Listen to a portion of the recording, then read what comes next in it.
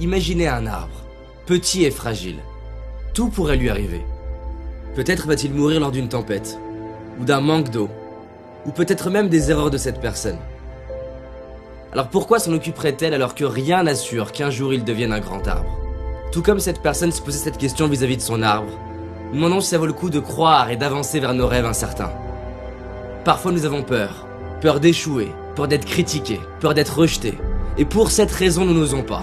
Nous laissons des années défiler à attendre que les bonnes circonstances soient présentes.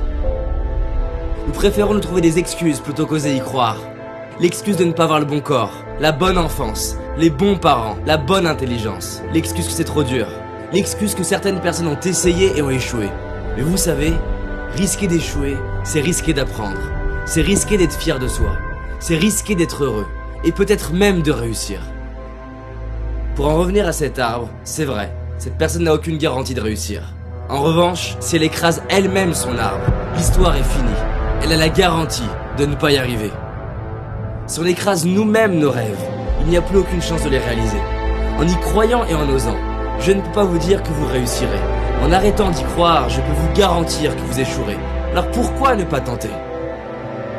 Je sais qu'il existe une petite voix à l'intérieur de vous qui vous murmure que vous pouvez le faire. Et de tout temps, nombreux sont les hommes et les femmes qui l'ont écouté. Il est viré de son équipe de basket considéré comme trop mauvais, Michael Jordan. Il a été refusé 3 fois pour entrer dans une école de cinéma, Steven Spielberg. Il est licencié de son journal pour manque d'imagination, Walt Disney. Elle a été refusée 30 fois, lui disant que son livre n'avait pas les ingrédients d'un bon livre, J.K. Rowling. Ses professeurs de chant lui ont déconseillé de chanter, lui disant qu'il n'avait ni la taille, ni la voix, ni la culture, Charles Aznavour. Mon propos n'est pas de dire que parce qu'ils y ont cru, ils y sont arrivés, mais que s'ils avaient écrasé leurs rêves, on ne connaîtrait même pas leur nom. Parfois nous n'avançons pas vers la réalisation de nos rêves car on se dit « c'est trop gros, le résultat n'arrivera jamais ou dans trop longtemps ». Mais se dire ça, c'est oublier les cadeaux quotidiens, les récompenses de chaque preuve de courage. Le but d'un rêve n'est pas seulement d'être réalisé, mais de nous réaliser.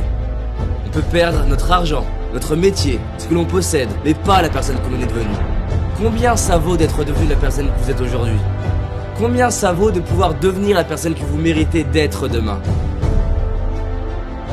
Une étude m'a bousculé, celle menée par Bronnie Ware dans un hôpital australien auprès de personnes qui approchaient la fin de leur vie.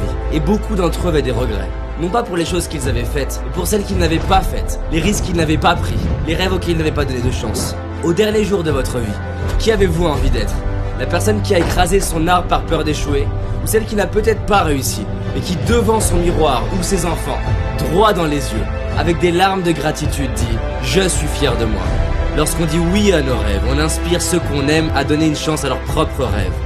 Je sais que par le passé, il y a au moins eu une personne qui a su vous inspirer et vous donner envie d'avancer. Aujourd'hui, nous avons l'opportunité d'être à notre tour cette personne pour quelqu'un d'autre. Et ça, combien ça vaut? Alors oui, nous avons peut-être écrasé quelques-uns de nos arbres, mais il nous reste tout cela. Ils nous attendent. Et comme nous ne savons pas si nos rêves sont possibles ou non, pourquoi ne pas agir comme si tout est possible? Non pas parce que c'est facile, ni même parce que c'est difficile, mais simplement parce que le premier but d'un rêve n'est pas d'être réalisé, mais de nous rendre vivants et donner un sens à nos vies, ici et maintenant.